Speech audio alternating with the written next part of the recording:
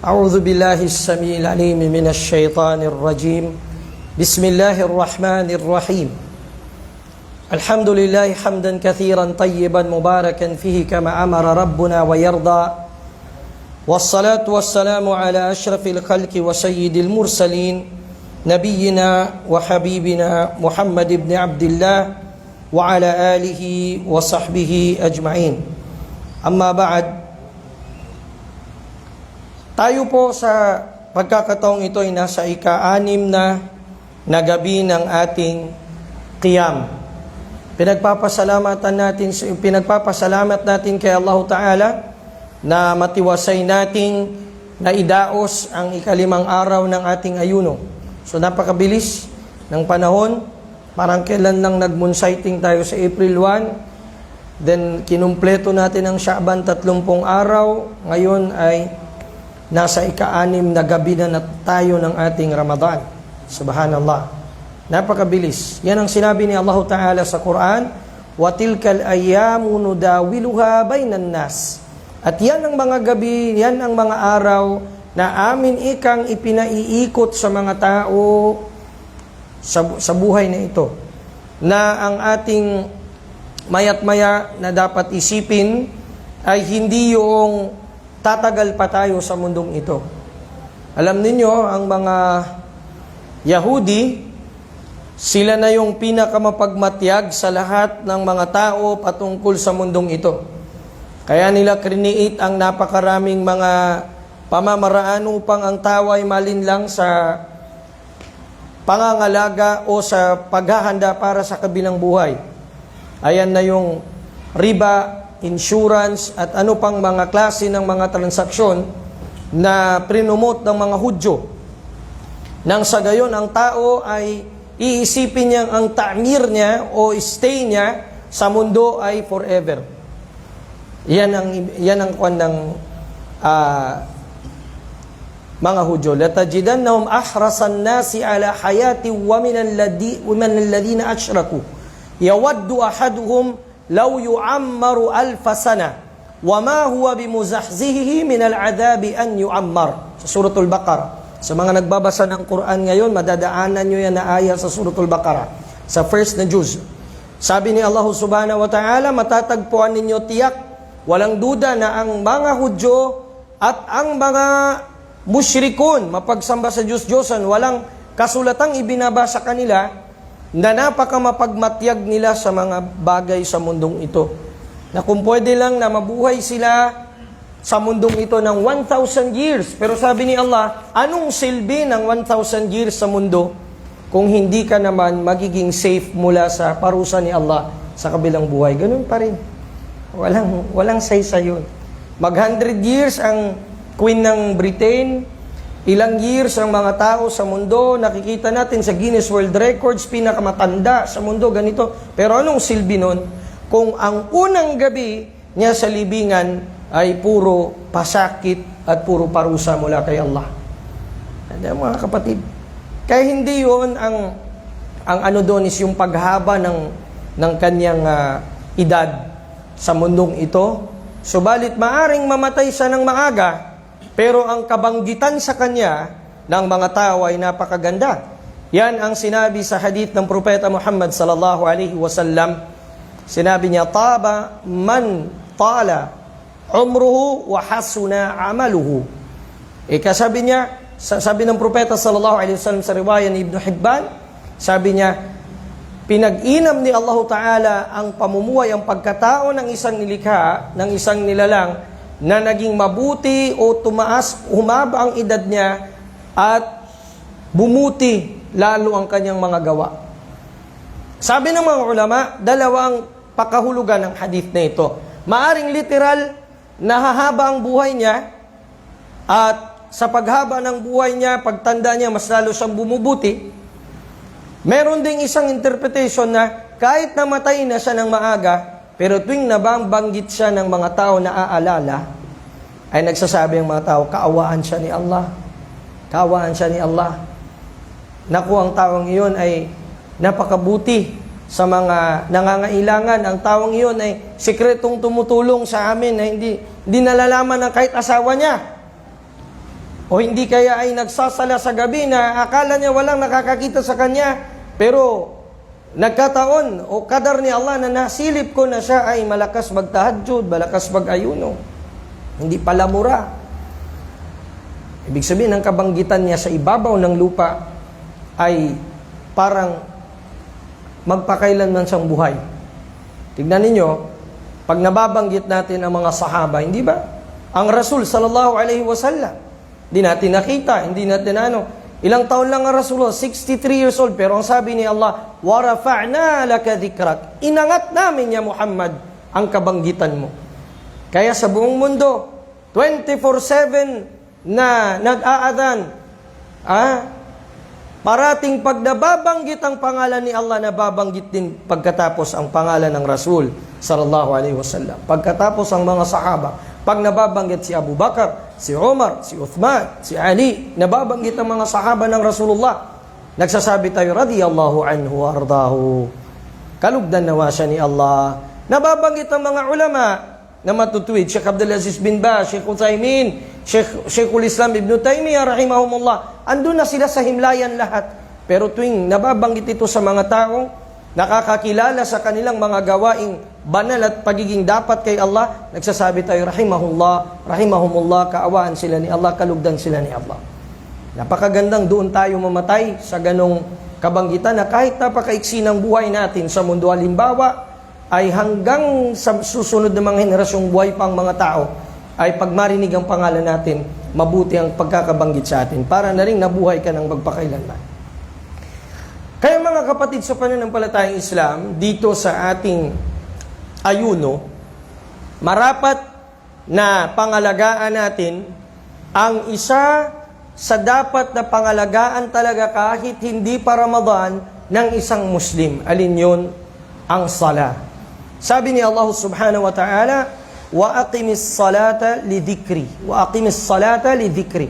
Itayo mo ya Muhammad sallallahu alaihi wasallam ang pagsasala bilang pag-aalaala sa akin, pagdadakila sa akin, kabanggitan sa akin. Kaya sabi ni Allah subhanahu wa ta'ala patungkol sa pagsasala ng Jumu'ah, ang sabi ni Allah subhanahu wa ta'ala, ya ayyuhalladhina amanu idha nudiya lis-salati min yawmil Jumu'ah fas'au ila dhikrillahi wa dharul bay'. O mga mananampalataya, kapag narinig nyo na ang panawagan sa salatul Jumu'ah, narinig nyo na, fas'aw ila dhikrillah, magmadali kayo sa khutbah, na makarinig kayo, maabutan ninyo.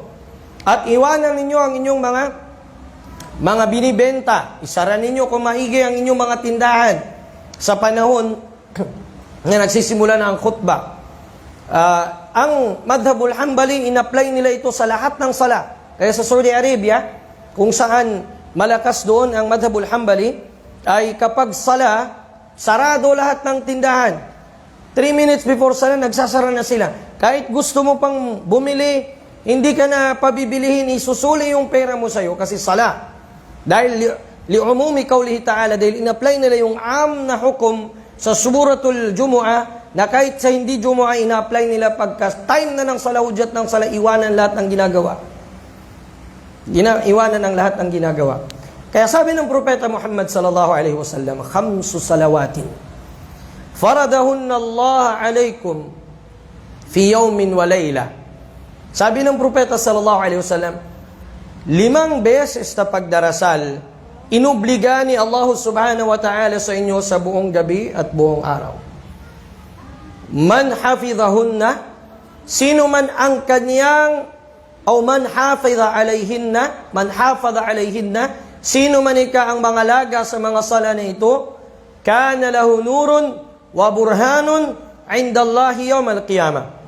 May kakaroon siya ng liwanag at ng katibayan na kung bakit siya karapat dapat papasukin sa paraiso ni Allah sa yawmul qiyamah.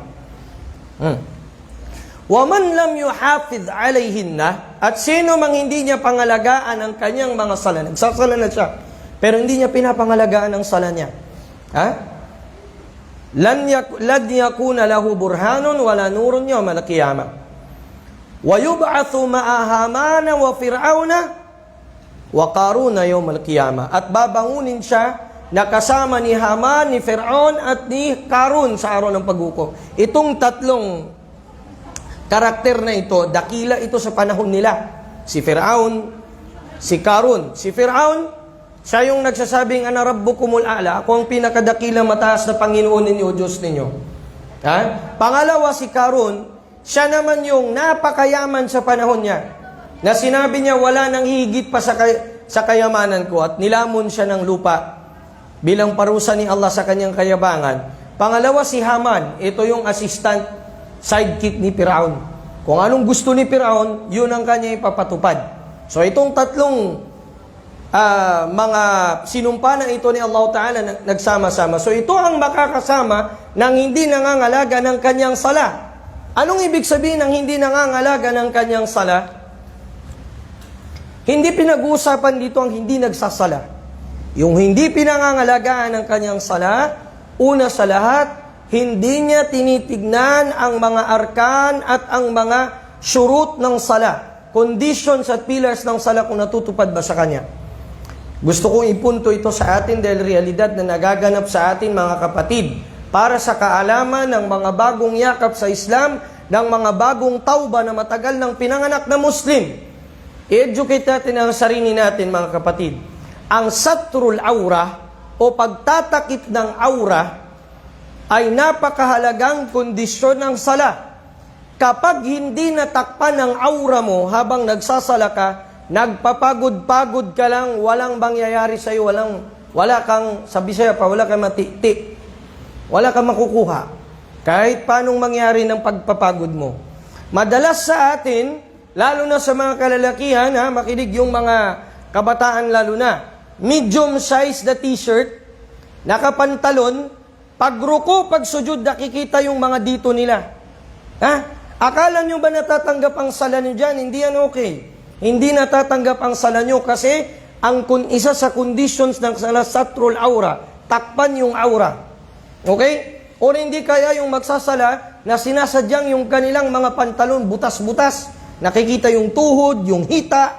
Lahat ng yan, mga kapatid, kung ganun lagi ang sala mo, fard, pati sunnah hindi counted sa'yo. Kailangan mong istriktuhan ang sarili mo sa bagay na ito kasi ibada ito na iyong tsansa kay Allah subhanahu wa ta'ala upang maging valid ang mga iba pang ibadat mo. Ito ang kauna-unahang imbestigahan ni Allah subhanahu wa ta'ala. Sabi ng Rasul sallallahu alaihi wasallam, awwalu ma yuhasabu lahu bihil abdu yawmal qiyamati salatuhu. Idza saluhat saluha sairu amalih wa idza fasadat fasada sairu amalihi. Sabi ng propeta sallallahu alaihi wasallam, unang kikwentahin sa lahat ng ating mga gawain bago pa ang saum, bago pa ang ayuno, ang sala. Kapag okay ito, tatanggapin ang ating mga mag-follow lahat ng mga gawa natin. Kung sira ito, lahat ng mga gawain natin di tatanggapin, magiging sira din. Kaya pangalagaan natin yon, mga kapatid. Or hindi kaya, kapag halimbawa papasok tayo sa masjid, siguraduhin natin yung mga suot nating damit, mapapantalon man o damit, walang mga larawan ng may buhay. Ang iba may larawan ng may buhay. Halimbawa, sa organization nila, may mga buto-buto ng tao, kalabira, o hindi kaya, itsura ng tao, may tenga, may kwan, o itsura ng hayop.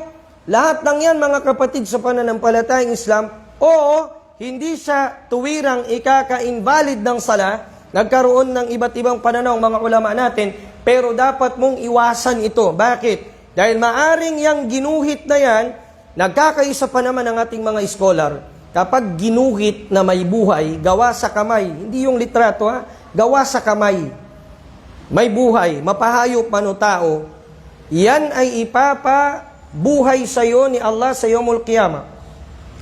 Naiulat mula kay Aisha radhiyallahu ta'ala anha, sa hadith na muttafaqun alayhi, sinabi ng propeta Muhammad sallallahu alayhi wasallam, inna ashaddan nasi adhaban yawmal qiyamati al-musawwirun.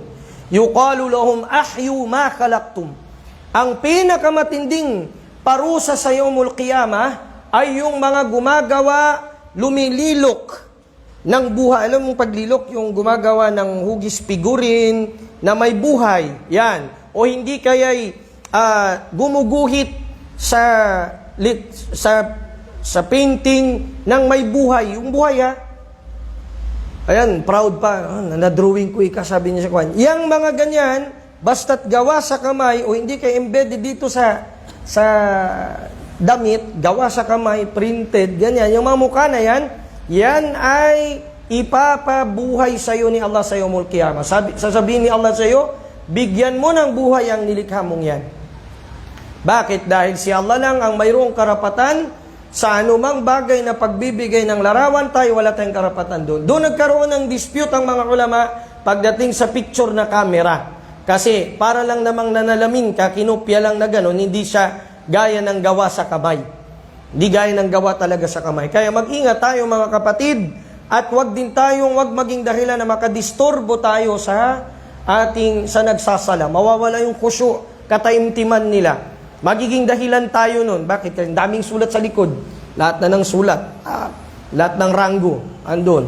O hindi kaya, nandun din sa harap. So yung imam, pagtitingin, nakatingin dun sa malaking mukha na nakangiti pa.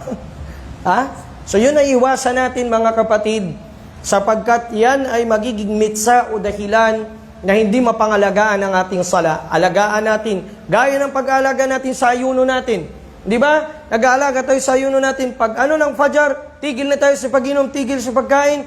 Pagbaba ng araw, iftar tayo. Sa panahon na tayo ay nag-ayuno, hindi ka magsasalita ng masama para hindi mabawasan yung iyong mga reward. Ayaw mong manglibak, ayaw mong hindi ka nakikinig sa music. Mas lalo nang dapat pangalagaan mo ang sala. Mas lalong pangalagaan mo ang sala. Ramadan, isang beses sa isang taon dumarating. Ang sala araw-araw na ginagawa mo dapat. 5 beses sa isang araw. Huwag mong sayangin. Yung wudu, ayusin ang pagwudu natin. Huwag yung wisik-wisik. Di ba, merong ginagawa yung parang sprinkle lang. Lalo na sa paa. Sa paa, dyan may mga nakikita tayo, mga nakawudu, gaganon lang sa gripo. Sabi ng Rasulullah sallallahu alaihi wasallam, wailul lil aqabi minan nar. Sabi niya, impyerno sabi niya, ang mga aqab, itong heels na ito, itong mga bukong-bukong, na hindi natatamaan ng wudu ng maayos. Okay, sana kung may diferensya ka, hindi masyadong pero yung iba, nakita natin batang-bata pa. Mga matitibay pa, matitikas pang ganon. Matikas pang ang tumakbo pagkatapos ng sala, takbo ka agad Wala nang dhikr, wala na lahat.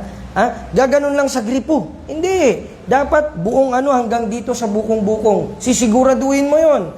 Dahil ang Propeta sallallahu alaihi wasallam nag-warn sa atin na itong mga bukong-bukong na ito ay maaring matamaan ng apoy ng impyerno kung hindi natin ayusin ang wudu natin, mga kapatid sa Islam. Ayusin ang wudu. Hindi rin bawal na ikaw ay nag-aayuno na sabi nila hindi daw pwedeng mag-istinsyak at yung magmumog at saka magsinghot ng tubig. Mali. Hindi makukumpleto ang wudu mo niyan. Kasi parte din ito ng mukha. Parte din ito ng mukha. Sinabi ni Allah Ta'ala, Ya ayyuhalladhina amanu idha kumtum ila salati fagsilu wujuhakum. Nang sinabing fagsilu wujuhakum, kasama dito, ininterpret ng Propeta sallallahu alaihi wasallam sa sunnah, sa hadith, na kasama ang ilong at ang bibig.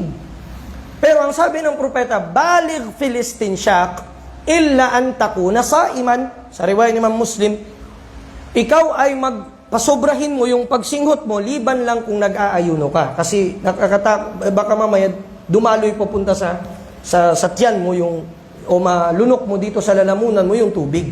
So, hindi siya kailangang mubala ka.